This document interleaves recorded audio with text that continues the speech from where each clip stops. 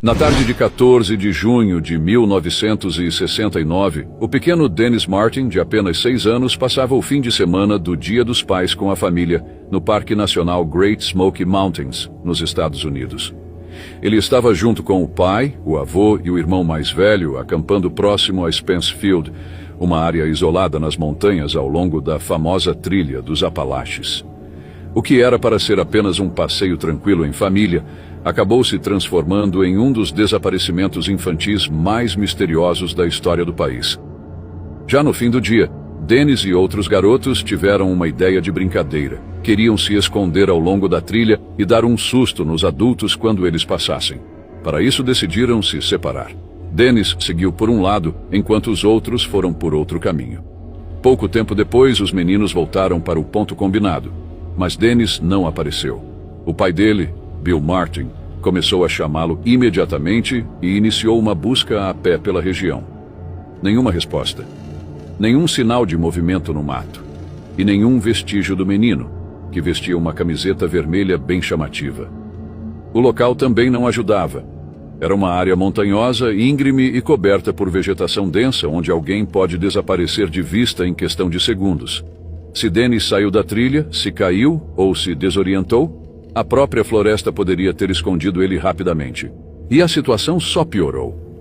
Pouco depois do desaparecimento, uma forte chuva atingiu a região. A tempestade foi intensa o suficiente para apagar possíveis pegadas ou qualquer rastro que pudesse ajudar nas buscas.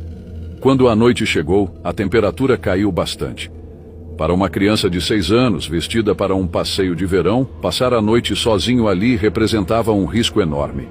Mesmo assim, familiares e guardas do parque continuaram procurando durante a noite, tentando encontrá-lo antes que as condições ficassem ainda mais difíceis.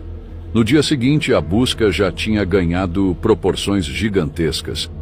O que começou com familiares desesperados virou uma operação enorme, envolvendo guardas florestais, voluntários, escoteiros, equipes com cavalos, helicópteros, membros da Guarda Nacional e até soldados das Forças Especiais.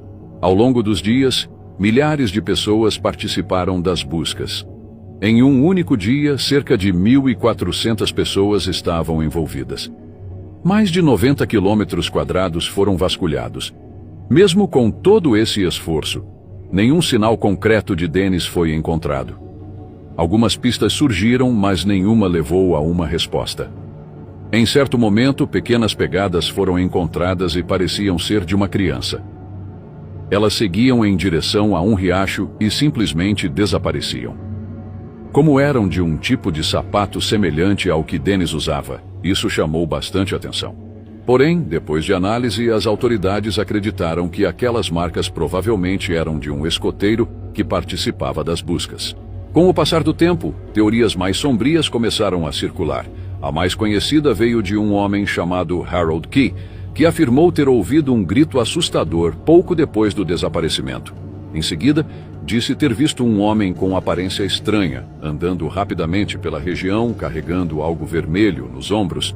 Como Dennis usava uma camiseta vermelha, o relato chamou atenção.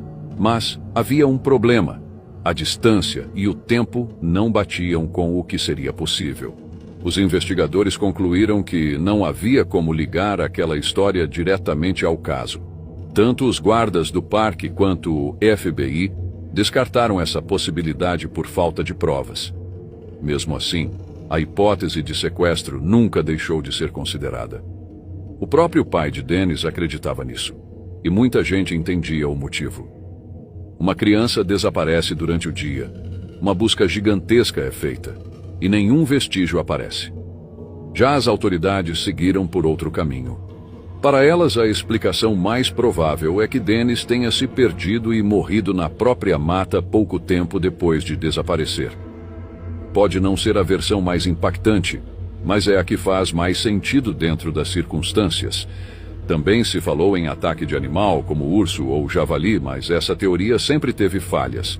Não havia sangue, não havia roupas rasgadas, não havia nenhum sinal claro de um ataque. No dia 29 de junho, as buscas oficiais foram encerradas. Os voluntários já estavam exaustos, não existiam mais pistas, e a montanha simplesmente não revelou o que aconteceu. Dennis Martin nunca mais foi encontrado.